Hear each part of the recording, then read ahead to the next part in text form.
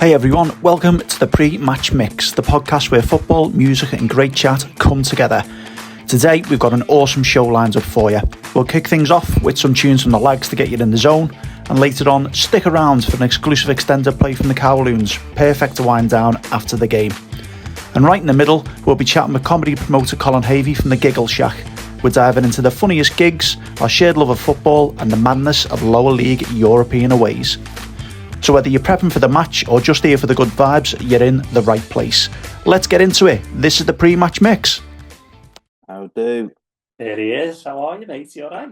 I'm alright, man. Yourself? Yeah, great. Good to see you, as always. And yourself? I'm on the hard stuff tonight. Look at that. Snap. The old Vimto. Vimto here as well, mate. I had a few beers on last week's podcast, but I was working a bit later when we just finished that tea and then jumped on this. Yeah, no worries. I was in Paris at the weekend, but the great weekend, like. What was it like? Paris is good. It's just so busy, man. So busy. Yeah. I've been to Paris, but you went to see a bit of footy, didn't you? Or did you? Yeah, went to watch Red Star FC play. Any good? Yeah, it was decent. They're in the second tier of French. So like teams like Saint Etienne are in that league. A few others that you'll probably know. Yeah. They played a team called Rodez. It was 1-1, but we were in. There's one big main stand across the side of the pitch.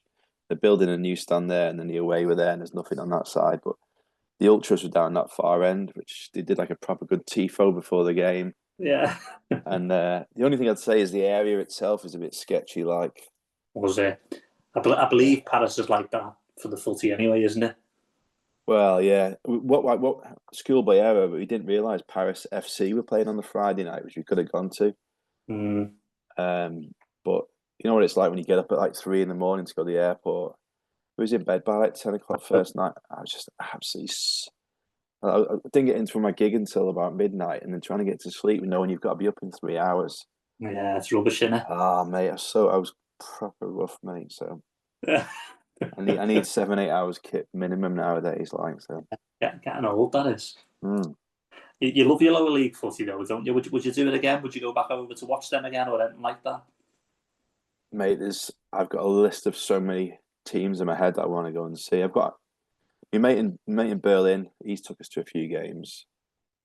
I've got a mate in Copenhagen Carlo, who's going to join us in a minute. He knows he's in the back. All the young. You remember we played all the young on there. Yeah. So the lead singer now lives in Copenhagen. I want to go out there and watch them. FC Copenhagen or Brøndby, one of them will do. I've just got so many, mate, that I want to go to. Like, but yeah, time and money. It looks a nice city, Copenhagen, as well, doesn't it? Yeah. I'd like to go there. I think Irish football is like underrated as well. Like the atmosphere. I've been to a couple of games in Ireland now, one in Northern Ireland, and especially the summer football, which the Northern Irish League is. Cork, who I'm not saying they're my Irish team, but they've just made it to the FAI Cup final, which is a big thing for them. The finals at Muslim League Stadium in Dublin called Aviva. Aviva, yeah. Yeah, they're playing there in November. I was thinking, I'd love to go over, like, but again, money really and time and stuff. So. Yeah, exactly, mate. There's a few more to do, mate. A few more I'd like to tick off. Yeah, I love the European breaks myself. I love all the cities, the different ones. I like the Eastern European ones, mate. I know, I've not really done much over that neck of the woods. Been to watch a team in Krakow play. That was good. In Poland. Yeah, that was good. Do you know what? They made us feel really welcome as well. People were coming over, shaking our hands and stuff like that. And I was with Ollie, who was probably 13, 14 at the time. Probably 14. People come over and asking who we support, and I always say the safe option of Witton Albion, because if I say Liverpool, people might be like, oh, they might be. So I just say Witton Albion to be safe, like, so. Yeah, that always goes down well. But we're having a mixed season, mate. We're win 1, lose 1, win 1, lose 2. So. How did they get in the cup? Didn't they play Bootle in the cup? You said they beat them. Yeah, so they beat Bootle in the FA Trophy. Probably our best performance of the season. On our day, really good. And then the next round, who did we play? Team from the northeast, Dunstan. It was. They were the same level as us. Again, just one goal on the break. They got us. Disappointing, mate. I think we got beat 2-1 in the end. Here he is. Yeah. Can you hear us, mate? Can you see me right? Sorry, I was trying to join on. There you are. I was trying to be clever and join on my laptop, No but it problem. wouldn't let me in. Oh, So is the sound okay? Do you need me to put these in or anything? No, it sounded good, mate. Cool. I like the kit, Col, the Liverpool kit. Cheers, mate. I've got tons of these. They've all got bloody food stains on as well. a clear sign of your support. I love it. Yeah. I've got loads. I turn up in meetings and work with them. I forget because I just wear casual stuff, and then you never know who you're dealing with. Yeah, it's always a good conversation starter, isn't it? Yeah, we've done a few episodes of this now, and it seems to be anyone we invite on, we never check the backgrounds of them, but they all seem to be Liverpool supporters, don't they? Yeah. We had your mate on last week, Col. Say again? We had your mate on last week. Oh, Rob, yeah. Oh, the week before last, sorry. I watched a little bit of it, yeah. He's all right, you sound, Rob, isn't he? What a nice fella. I've obviously not met him in person, but I know I didn't realise as soon as I mentioned your name, he knew who you was. So yeah, he's been going for a while. When I first started, he'd been going a few years, but he started off with Adam Rowe and all of them. Yeah, Adam Rowe's class, mate. Have you seen the one he does about the Chinese chippies in Liverpool? Yeah, I absolutely love that. Oh, when he's got to get up early in the morning for a flight, we're just talking about that. He got like 3 hours sleep and talking about a parking ticket and stuff like that. all right, I haven't seen that bit. Yeah, that's good. I used to do car shares with Adam when he didn't drive. The way he used to get gigs was like an established act would need a driver, so he'd be like headlining. Only done it a couple of times, and I'd give him a lift, so I'd get a spot on the gig, like. Yeah. So I've done a few car shares with him. I didn't realise you knew him. I saw him outside the Jacaranda a few weeks back on one of my gigs. He was with like two lads. I didn't want to go over and say, "Oh, I'm a big fan." Blah blah blah. I suppose he was just a bit like, but if I'd known it, I said, "Oh, you're a mate of my mates. I might be." Well, I wouldn't know that. I wouldn't as far as call him a mate. Last time I've seen him, he's just gone like he just said, "All right." So yeah, now he's got a fame. He's got no time for the likes of me now. Well, yeah. Oh, thanks for coming on, mate. So this is I used to work with the other Col many moons ago in the bank, Okay. And yeah, we were talking about like just getting guests on and stuff like that. I know you've got some really big gigs coming up. Yeah. So I'll let you. So me and Col, other Col Murphy, Col started Soft Lad and Giggle Shack roughly the same time. Yeah. I've known Col probably since I was about 13, 14, 15. We used to play football in our local field. Yeah. About 30 years now, isn't it? Is this the podcast started, by the way? Sorry, yeah. Oh, is it right? Okay. Hey, best record, Col, yeah. Well, it gets edited, mate, don't worry. record. You can start at any point. Yeah, go for it. Yeah. We've got a guy called Feeney, but he's working away today. But yeah, so we started Soft Lad and Giggle Shack roughly the same time. Yeah. Col will tell you it's hard work shifting tickets, but I'll let Col explain how it all come about, mate. If that's all right. Yeah, sound, yeah. So we've known each other for what, like 30 odd years. And then it really, because I started doing stand-up about 2014 when I started doing it properly. And we'd been on the radio for a while, hadn't we? I got a job on the radio, well, a volunteer's job at Halton Community Radio. And then Ian started coming in, spinning some tunes with me, and he started bringing some new stuff in. And I just kind of morphed to him doing an hour before my show started, then it became his own show. And then I went off. I'd started being on getting more and more gigs on the stand-up circuit. So I was doing less radio, and I don't know if Ian was inspired by me, but he started off like the Soft Lad thing. After that, so I was on the circuit for about 3 or 4 years. I was doing okay, and then I wasn't. So some of the gigs, as you'll know from doing music and whatever else you're into, Col, some gigs are terrible, and you go to a pub for a comedy night, and there's like a speaker in the corner.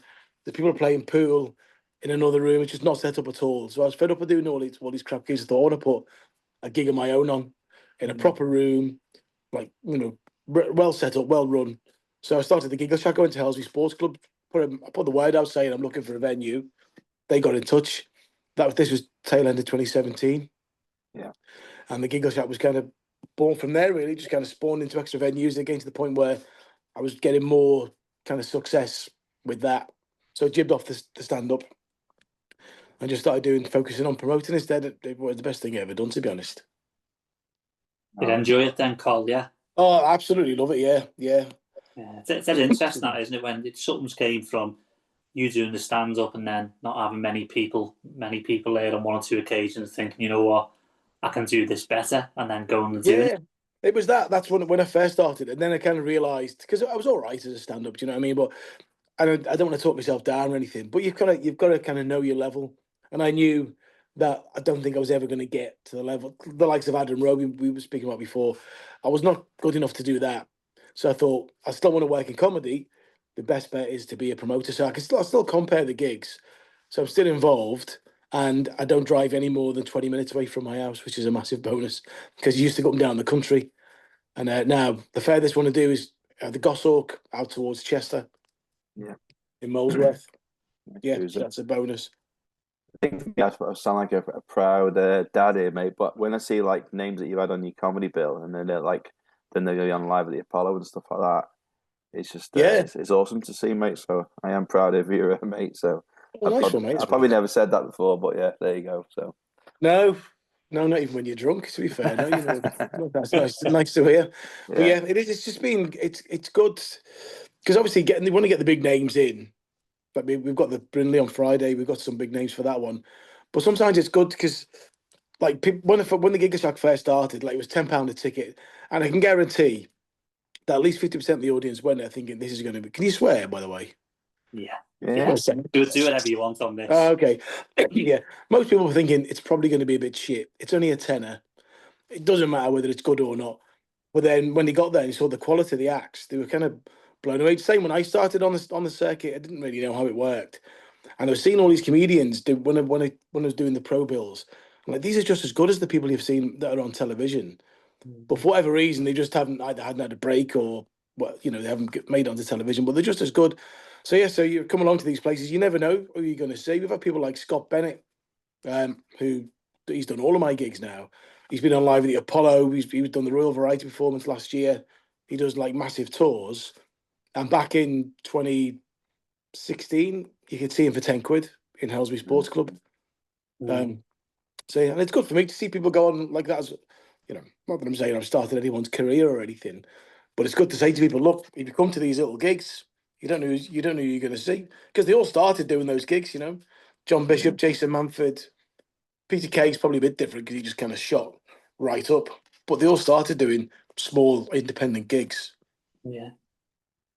Like it, mate. He was the one Steve Shaniaski, I think he was with the knee support. Yeah. Manford. He has done it a few times. Yeah, he was on our first. Were you there at the first one at Helsby? Yeah, I was there. Yeah. Yeah, so he was the headliner at the first ever Giggle Shack. Yeah. He was class, mate. And Nathan Caton, who I sort of know through a friend of a friend, my mate lives down in London.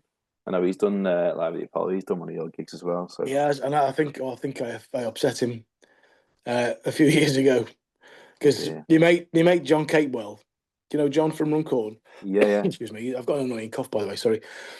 So he's a really good act, and he got to know Nathan during COVID, because Nathan used to do that thing on Instagram. We do like football quizzes. Did you ever see any of that? Yeah. And John joined it a couple of times, and I think he'd done a couple of gigs with him. So he asked him to do tour support for him at the Lowry in Manchester in one of the little studio rooms. And on the same night, Gary Barlow was on in the big room.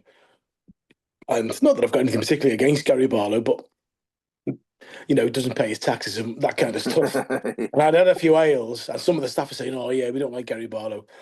He's this, he's that." I was like, okay. So I got leathered watching the gig. John drove, and as we were leaving through the stage door, all Gary Barlow's fans were waiting for him. So we all came walking out, and like John was going, "Oh, sorry, I'm not Gary Barlow," and laughing about it. And I went, "He's a tax dodging Tory cunt," and everyone booed me. And Nathan Caton just walked off, and John was like, "Don't do it again, do it." They all started booing me, and I just shouted it again, and then Nathan just walked off. I was like, right, any chance of him doing my gigs again, probably gone. Yeah, well, there's a long story there. He's my connection there's gone anyway. So. Oh, is it? Oh, well, yeah. He used to like off Gary Barlow. Maybe he's like Gary Barlow's best mate or something. No, I don't know, mate.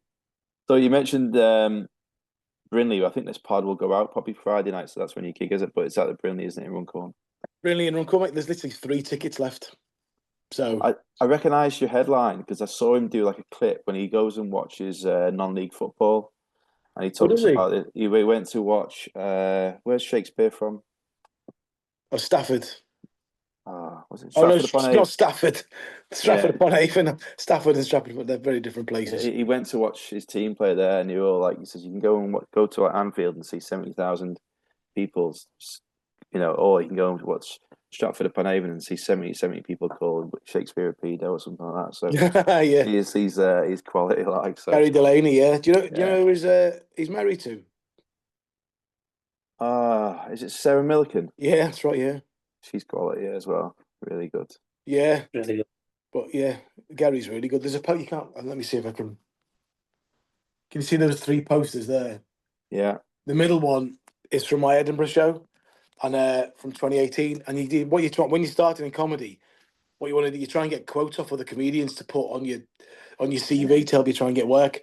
And I worked with him in a gig in Conway, and he was really impressed. And there's a quote on there of Gary Delaney. Nice. Yeah, That mentions you. Is that your Edinburgh show? yeah, Because I saw that thing he did with Jamie Hutchinson. Did he yeah. mention that gig? Did he? Did he come to watch you or something? He did. Yeah, he came to watch me. Yeah, so he came to the very first one with Jack, the guy called Jack Bledo, who's another good act. So that was on the Saturday. That was the first one. I was dead nervous. Like the show was meant to be starting at 1. At 24 minutes past, it was a tiny venue. It probably wasn't about the same size as my apartment here. It was a karaoke booth in this place called the City Cafe in Edinburgh. Held like 26 people, and there's no one there. So I was like, well, I've done me bit. I promoted. No one's turned up. Let's just go to the pub. And Jamie was like, no, Sam, just run through the show. We'll help you out with it.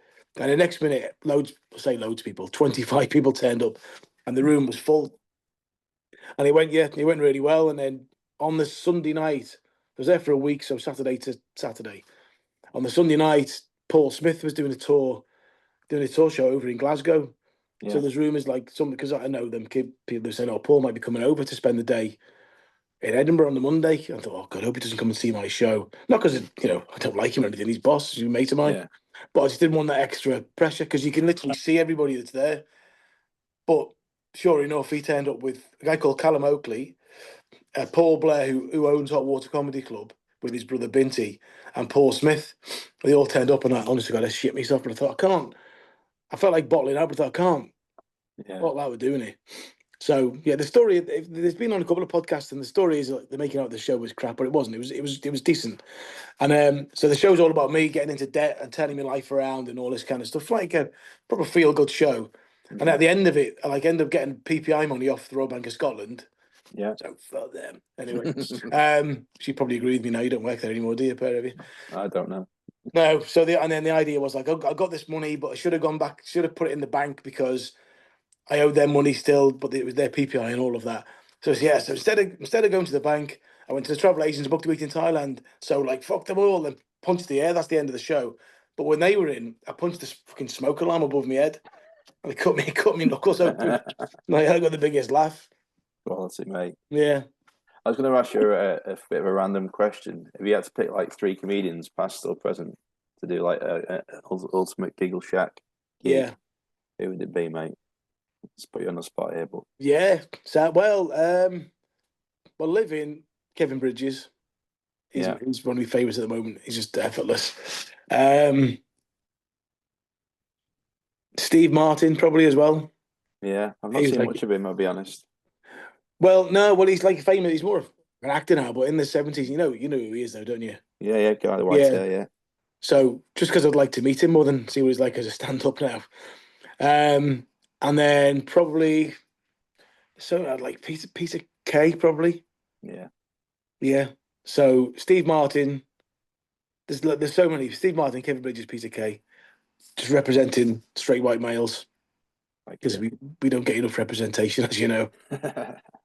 I was in Italy a while back with Ollie, my lad, and he was asking me, why don't you drink like tap water in Spain, Italy, and all that?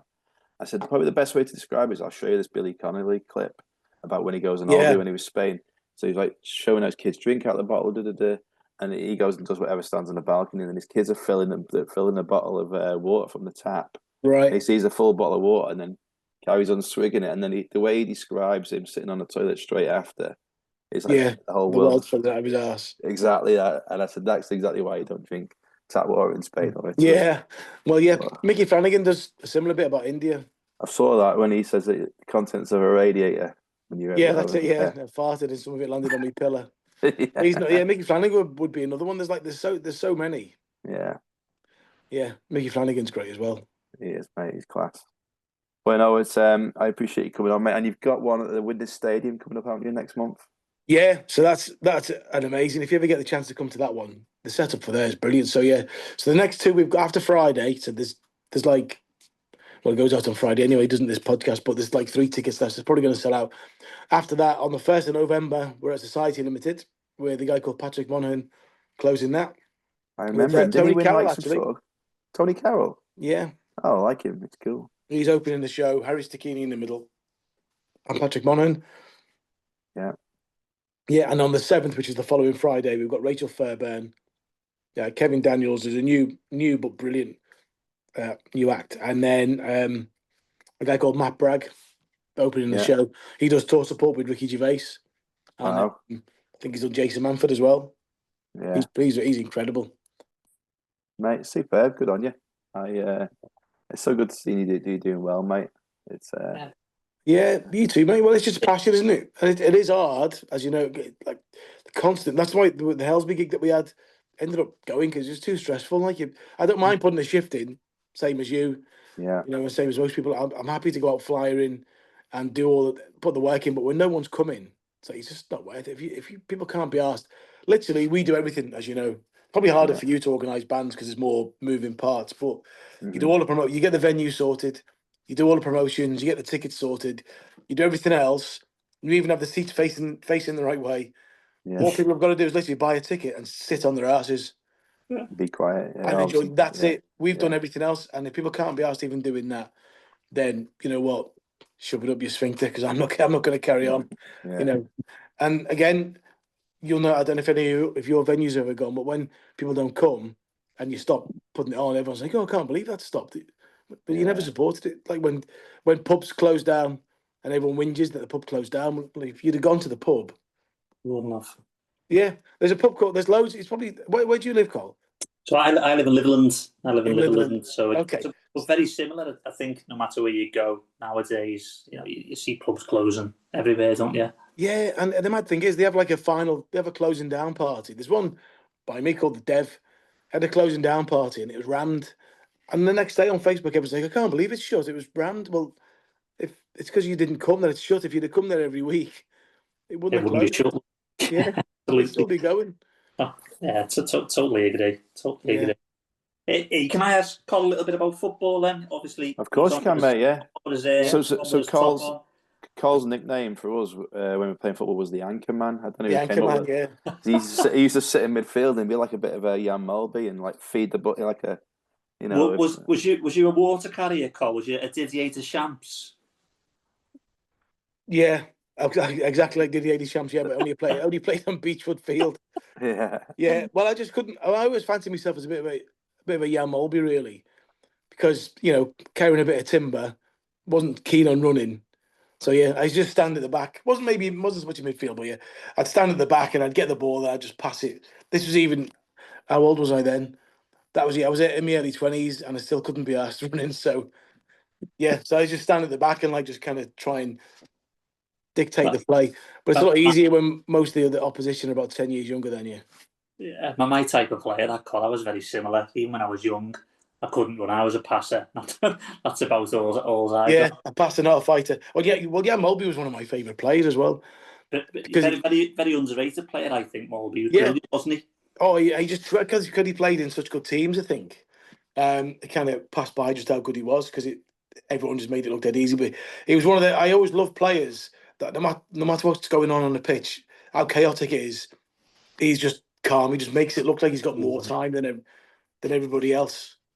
Yeah, fantastic player. And what do you make of the change from Klopp to Slot?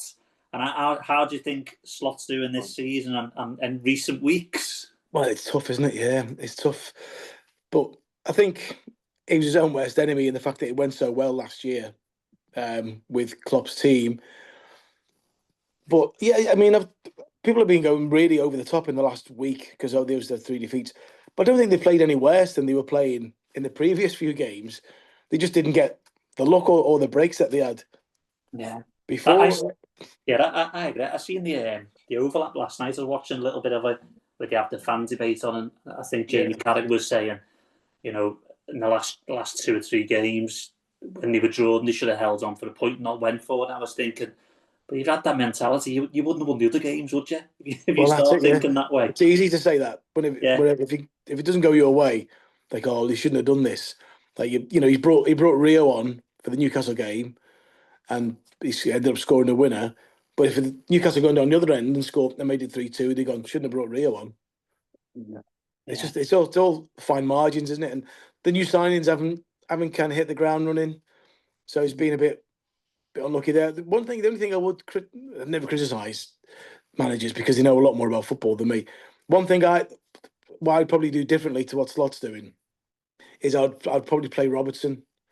Yeah. Because Kerkez, he isn't being terrible, but he's not being great. But Robertson is better than him, regardless of how he didn't have his best season last year, but he still won the league. So, and he's still decent. So I'd maybe take him out the fire line a little bit. Wirtz, he looks like he's going to be a quality player.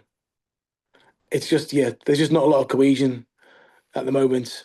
And I think bit disjointed it's been, hasn't it? Trying to fit, I think, so many new players. And I think that. And what do you think? What do you think of Isaac so far? He doesn't seem fit as yet. No, he's not. He seems like he's had a good summer, doesn't he? To me, been a bit of a belly on him like me. Been to Benidorm, I think, with his mates. Yeah, I think when all the hassle's been going on, he hasn't been able to train at Newcastle. He's just, he doesn't look fit to me still. No, because they always say, and no doubt he's probably been on treadmills and whatever else, but they always say, if you don't have a good pre-season, you're kind of playing catch up. So obviously, that was his own choice that he didn't go on any of those tours and stuff. So it's going to take him a while to catch up. But luckily, Ekitike's at the ground running. He's the only one of all the signings that, that has been an instant hit. Really, he looks brilliant, Tim, doesn't he? He looks incredible. He looks like he's got a bit of a. I don't know if attitude's the right word, but he looks like he means business, doesn't he? Most games. Yeah, a bit of arrogance about him. Arrogance is the word I was looking for. Yeah, when he took his top off, he was kind of proving a point that he should have started, which he probably should have done. Yeah. But then he got sent off, didn't he? Tit. But you need a bit of that, don't you? You need a bit of aggression. About all the best players have had it. Suarez had it probably a bit more than he should. Well, obviously a bit more. Not probably, he definitely did. Yeah. Wayne Rooney had it. Cantona. You need a bit of swag. As long as it doesn't go too far and you can control it and it doesn't kind of cause any issues. Like Craig Bellamy's a fine example where if he's on your team, then you love him. But if he's playing against you or he's on the opposition side, you can't stand him because he had that aggression about him, but he kind of channeled it into the team. Yeah. He didn't. I love Bellamy. His whole demeanour when he came on the pitch or even when he started games was class. But he was horrible. When he played against him, he was horrible, he was arrogant, he was cocky. But when he's in your side, he gives everything for the shirt. He'd never down tools or anything like that. So you need some people have that. Maybe they need that extra bit of aggression to spare them on. Yeah. What do you make of VAR, Col? VAR. Well, it's mad because obviously when the thing everyone talks about is you kind of lose some of the celebration of a goal because you're like, because how many times you end up looking like a tit, can't you, if you go crazy and end up getting. So you hate it then, but then when the opposition scores, you're always thinking, oh, maybe VAR will pick something up. So it kind of gives you a little bit of hope the other way.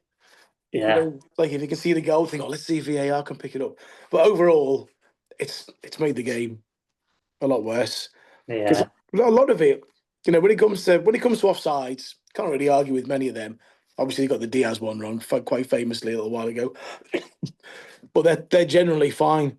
But a lot of the times, if it's like this Bosley one the other week, prime example, or there was no VAR in that one, or was it? Can't remember. if there was or not. But like the opinion's still split. It's still someone's opinion as to whether it's a penalty or not.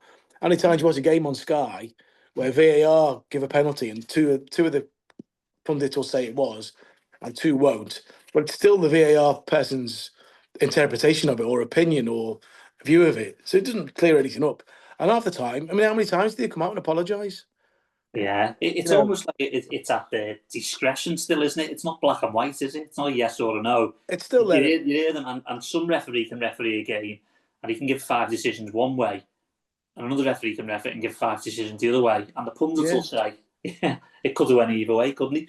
The reason why I asked as well, as we came on this, I was reading a bit of sport news and flipping through, and apparently, I think in the under-21s or the under-23s, one of the international tournaments, the pilot and managers having a green card where they can challenge twice a game with it. So if something goes wrong, they can put a green card up and have VAR. And I just thought it's probably just more interruption again, isn't it?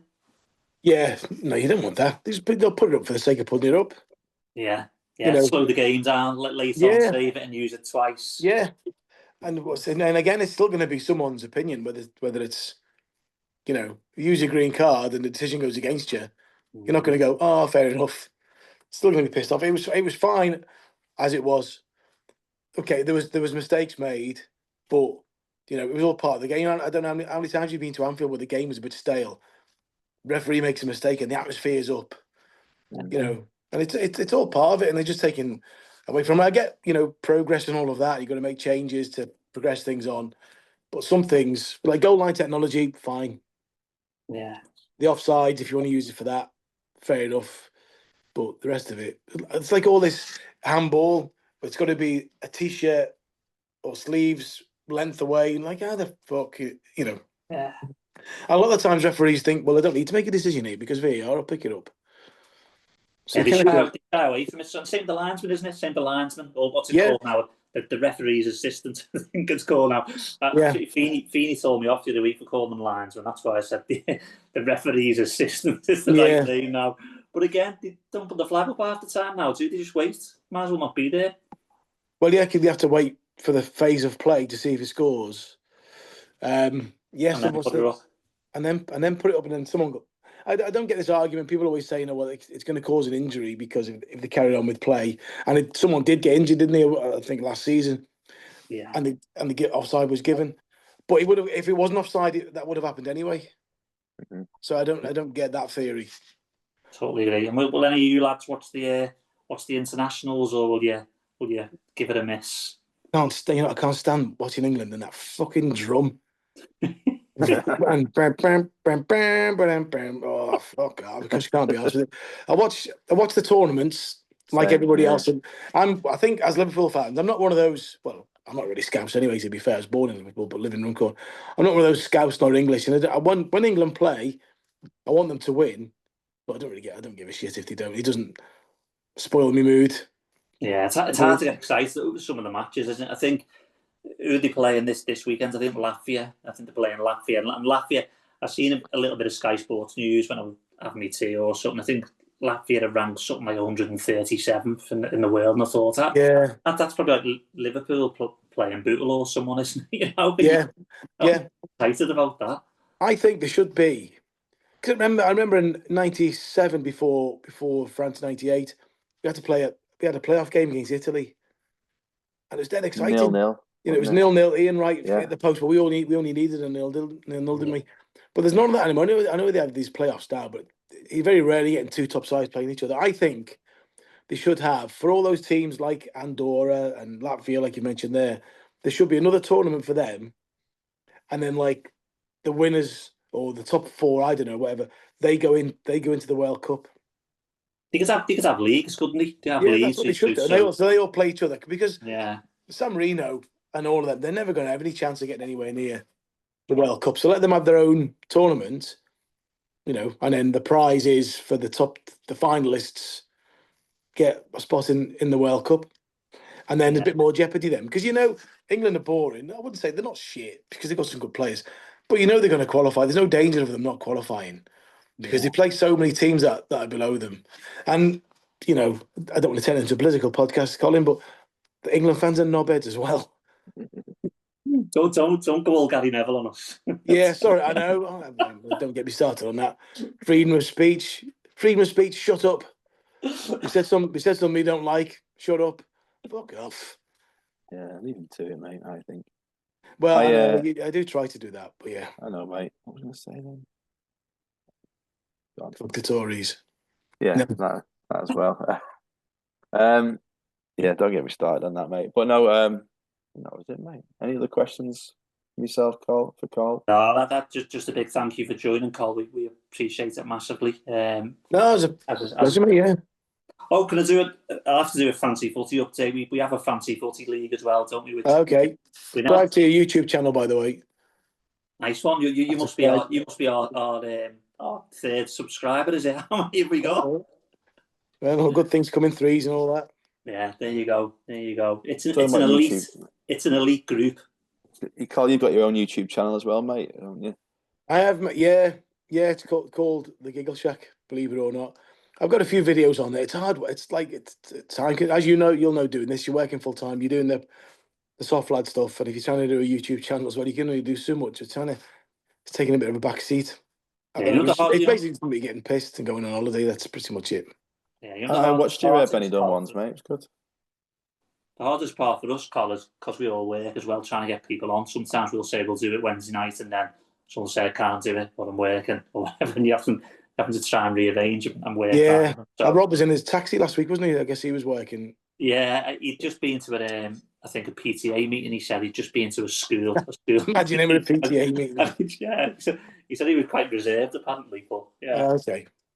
Yeah, fancy footy. Do you play fancy footy at all, Col? Have you ever played it? No, I tried it once, but I just keep forgetting. Yeah, that's what Rob said that as well. But fancy footy update for the people that play, because we've got 27 in there.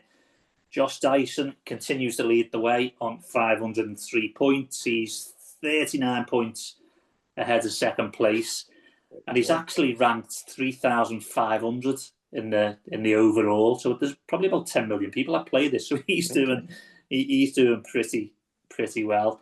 Who is Josh Dyson? Do we know him? No, you know what? We put it on Facebook. Josh, if you're watching this, we'd love to get you on next week. Be one of our guests. You can give us one of my Sunday league players. We've got about 3 Joshes in our team. Could be one of them. Could be one of them. He can come on, Ian. He can pick some players. He can pick some bets for us. He'll probably do better than us. He could replace Arnie Slot if he's that good. Yeah, I never know. But bottom of the league is a certain Ollie Tinsley, by the looks of it. Ian, is that right? No, mate. I think he's got a bit. He's got a bit. What's the word? Not disheartened. I think he just can't be arsed, mate. So yeah, I'll have a word with him. You'll have to put your managerial head on, won't you? You know what I've never looked at? I've never looked at the team names. So there's some team names here. Tell me what you think of these. So second and Die Hard. You're having that one? And Die Hard. Who knows? Yeah. Beto, look next time. Okay, dear me. They get better. Where are we? What else have we got? Out on Bailey. Probably Bailey the player. Are they all Evertonians in this group, by the way? No, we've got loads of Liverpudlians, I think, in here as well, because some of the names. We've got Waterloo Innuendo. Yeah, there you go. Now you're talking. Yeah. Not biased, by the way, but yeah. And I've just noticed Feeney's name on this, which I've not noticed before. Do you want to know what Feeney's called his team? Go on. Frimpong's Ding Dong. Frimpong's Ding Dong. There you go. So Feeney's down in 20th. Where am I, mate? Place. Where am I? Ian, you're mid-table, 14th. Yeah, story of my life, mate. So there you go. So the fancy footy update. Josh continues to lead by a distance, and if he's listening, Josh, we want you on the show if possible. Yeah, I do that Super 6. Do you do that on Sky Bet?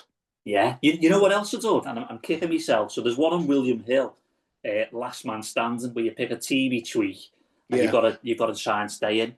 And the pot was £500,000, 500k, 300,000 people entered it, and I got the first 7 teams right. It was down to the last, I think, 8,000. And I picked Aston Villa last weekend. They won. So when I went back on to pick my next team, They said my pick hadn't registered. No. Gutted, I tell you. So that oh well, last man standing. It just whittles down until only one person gets a win, I guess. Yeah, so when you're the last man, you then take the pot. If it gets down, there's only one team left, or they draw. However many's in splits the pot. Then I think. Oh, okay. God, yeah. It sounds dead easy, doesn't it? But Yeah. I had a bet the other week. It was at the Derby actually. So I just done a random bet. I joined. I was on Bet365, but something's gone wrong with the app. So I joined Sky Bet, and they have all these random bets. And I had 10 quid on in the Derby, Gravenberch to score first, and Van Dijk to score a goal at any time. So when Gravenberch scored after 8 minutes, I thought, fucking hell, I'm on for a good chance here. I don't think we had about 3 corners all game. Yeah. Van Dijk didn't get anywhere near it. I thought, I've got a proper chance. 1,500 quid it would have been, or 1,540 quid. Like Christ. We done a pod a while back on the entertainment in football, and we got some stats up going back 15 years, and it showed you things like tackles, corners, shots on target, and the data was just like not just since Pep came in. The data's just like that all the way down, and the only thing that went up is yellow cards. So tackles have dropped massively, but yellow cards up, and I just thought that just sums the game up a little bit. Well, there's definitely a connection there, isn't there? Yeah. People have just stopped. Yeah, the game is changing. People say the game's gone, but they only say that when your team's doing shit. Yeah, yeah, that's game's gone, lads. Notice there's been any little pink cards out for a while, has there? Because they've won a few games. Yeah. Don't mention which team there, but yeah. Then there's no corruption. Liverpool lose 3 games in a row. All of a sudden, the league's not corrupt. Yeah. Everyone's happy. Liverpool comes back out then, doesn't it? As in VAR, yeah. Yeah. It's all. They said when we won the league, it's a conspiracy. So it's the world's worst conspiracy. We've won the league once in 30 years, but it's a conspiracy to help us win it every year. I like it. Oh, well, listen, cheers, gents. Any more from you, mate? No, I just picked a couple of bands out for people to listen to. We haven't talked your music slot, have we? Sorry, Ian. No, it's all right. The gig went well last week at Cash 22. We had Cedar from Gibraltar came over and Scal from Windsor. That was good. Just looking at a couple of Scouse bands. One's called The Lags, Lags, really good band. And also a band called the Coloons. So The Lags have actually got a gig coming up at the District next month, which is the 28th of November, the District in Liverpool. So it's The Lags band on Instagram. Check them out. Really good band, mate. So brilliant. A couple of tips there for you. I know you find it hard to do this because you always mention loads of bands because your knowledge is just massive on music. If you could pick one band out of them for us to profile on Instagram, who would you pick? I'm going to say The Lags because they played a couple of gigs for us already. They played at Cash 22. They played in Liverpool for us. Just a good band, good set of lads. So the last EP is really good. Every week when we do the profile for our Sunday League team, we always try and pick a local band to sort of go over the Instagram reel or whatever. We picked Cheap Thrills last week, as you know. So we're going to pick The Lags this week. A good band, and I love the Cheap Thrill as well. Brilliant. Yeah, cheers, that's been a brilliant catch up that this week, mate. Up with that, been absolutely spot on. No worries. That's Carl and Col. No worries. Yeah, thanks. Nice to meet you, Col. Nice to see you again, Tim. Likewise, and thanks for jumping on, Col. Appreciate it massively, mate. No worries, mate. Thank you.